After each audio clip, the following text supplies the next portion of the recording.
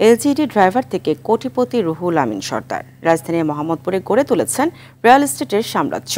এলাকার একতা ও চন্দ্রিমা হাউজিংয়ে রয়েছে তার প্রায় 10টি ফ্ল্যাট। বিশেষজ্ঞদের মতে ড্রাইভার রুহুলকে নিয়ে বিভাগীয় তদন্তে বেরিয়ে আসবে আসল রাঘব বোয়ালদের তথ্য। দীপ্তচন্দ্র পালের রিপোর্ট। রুহুল আমিন সর্দার, বাড়ি শরীয়তপুর। 1996 সালে চুক্তিভিত্তিক চাকরি নেন এলজিইডিতে। এরপর আর পিছিয়ে ফিরতে হয়নি তাকে। মোহাম্মদপুরের একতা হাউজিংয়ে একের পর এক গড়ে তুলেছেন রিয়েল এস্টেটের সাম্রাজ্য। একটা ড্রাইভার রুহুল আমিন নাম, শরীয়তপুর বাড়ি। ওর কি অবস্থা? সচিবালয় ডিউটি করতো, পরে বাট্টার দিছে না কি করছে।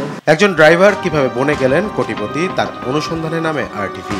সরজমিনে মোহাম্মদপুরের একতা হাউজিংয়ে গিয়ে দেখা যায় 4, 5, 7 ও 8 নম্বর রোডে রয়েছে তার জমি এবং প্রায় 8টি ফ্ল্যাট। একসঙ্গে চলছে তার 4টি বিল্ডিং এর কাজ। আর চন্দ্রিমা হাউজিংয়ে রয়েছে তার আরো 2টি ফ্ল্যাট। প্রজেক্টটা কার? এবার রুহুল আমিন সাহেব। জি। কতটুকু জায়গা? 7.5 কাঠা আছে। রুহুল আমিন ভাইয়ের কয়টা? ভাই আছে মনে হয় যে 3টা 4টা প্রজেক্ট আছে। তাহলে এই যে 4.5 কাঠা কত বিক্রি হলো? 2.5 কোটি টাকা। 2.5 কোটি টাকা। এর মালিক কি ওই 4 জন যে নাম দেখলাম? না মালিক না, মালিক আগে বেশি, এবার শেয়ার বিক্রি করে সবই হবে। এলজিডি তে চাকরি করতে হবে। হ্যাঁ, এলজিডি এখানে কয়টা আছে আনুমানিক? একটা, দুইটা, তিনটা, চারটা, পাঁচটা, ছয়টা, সাতটা, আটটা, 9টা। রুহুল আমিন ভাইয়ের এখানে কয়টা শেয়ার? একটা। কয়তলায় থাকেন? 3 তলায়। তবে কিভাবে এত টাকা পেলেন এসব বিষয়ে কোনো সদুত্তর দিতে পারেননি তিনি। 10টি ফ্ল্যাটের কথা স্বীকার না করলেও 5টি ফ্ল্যাটের মালিক তিনি, এমনটাই জানান রুহুল। আমি আমাদের এই বাংলাদেশের অনেক বড় বড় লোকদের সাথে কাজ করার সৌভাগ্য হয়েছে ইনশাল্লাহ। এটা নাম না বলি। এখন আমার 3টা আমার নামে আছে, 8টা ছিল, একটা বেশি বিক্রি হতেছে।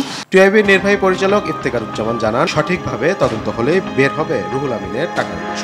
সেই সঙ্গে বেরিয়ে আসবে পেছনে থাকা আসল রাঘব বোয়ালদের কথা। তদন্ত যদি রোবাস্ট হয়, পর্যাপ্ত হয় এবং এর পেছনের শক্তি, যারা তাকে সুযোগ করে দিয়েছেন, যারা এর সাথে অংশীদারিত্ব করেছেন, যারা তাকে সুরক্ষা দিয়েছেন একদিন পর্যন্ত, শুধুমাত্র ফ্রন্টলাইনে যিনি তাকে তো অবশ্যই বিচারে আওতায় আনতে হবে, কিন্তু তার বিচারে আওতায় দিকে যারা পেছনের শক্তি, মূল কি বলে যে এটার অনুঘটকের ভূমিকা পালন করেন সবসময়, যারা এবং চালিকা শক্তি পালন করেন, তাদেরকেই কিন্তু জবাবদিহিতা আনাটা সমান অধিকতর গুরুত্বপূর্ণ। দ্রুত তদন্ত শেষে দৃষ্টান্তমূলক শাস্তির আওতায় আনলেই কমবে এমন দুর্নীতির প্রবণতা, এমনটাই মনে করছেন বিশেষজ্ঞরা।